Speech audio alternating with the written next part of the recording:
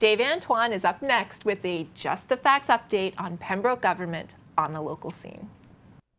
Town Manager Bill Chenard had much information relayed to the Pembroke Select Board as they carried out their final August meeting.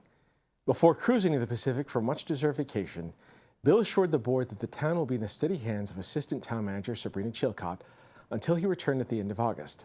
The board approved a handful of routine items, including a national grid pole installation, along with requested permits. Board action items offered a sneak preview of what to expect for the October 21st special town meeting, when Bill provided a brief overview of the 10 articles, later endorsed by the town manager's office and voted to be included on the meeting warrant by the board.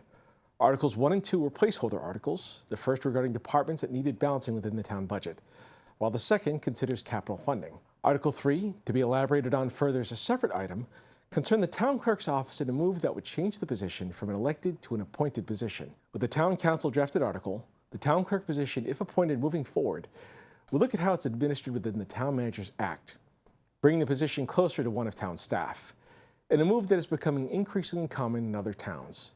In its current state as an elected position, anyone can run for the position, but not without the skill set needed and with limitations.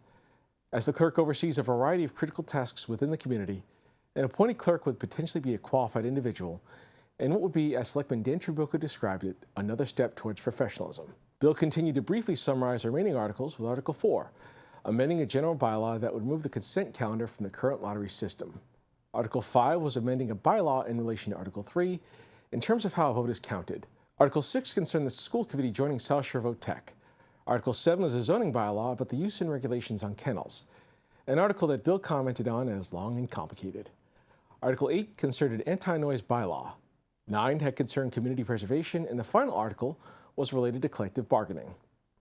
The board also looked at the 300th anniversary books in an initial move to sell the books to the Historical Society, one that inspired considerable discussion, given the legalities involved. Suggestions were made on where to rehome these books, which are currently sitting at the attic of the library. The board will revisit this item at a future September meeting. As they neared the end, Selectman Pembroke asked Bill to look into a possible violation of the town's no solicitation policy that may have occurred. The board will reconvene after the schools resume on September 10th. This has been your Pembroke Government Access on the local scene.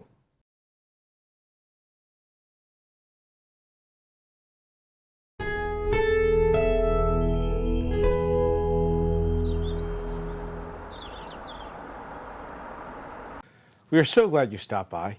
If you would like to support community in action through media, please consider donating to the local scene. The QR code here will take you where you need to go. Thanks, friend.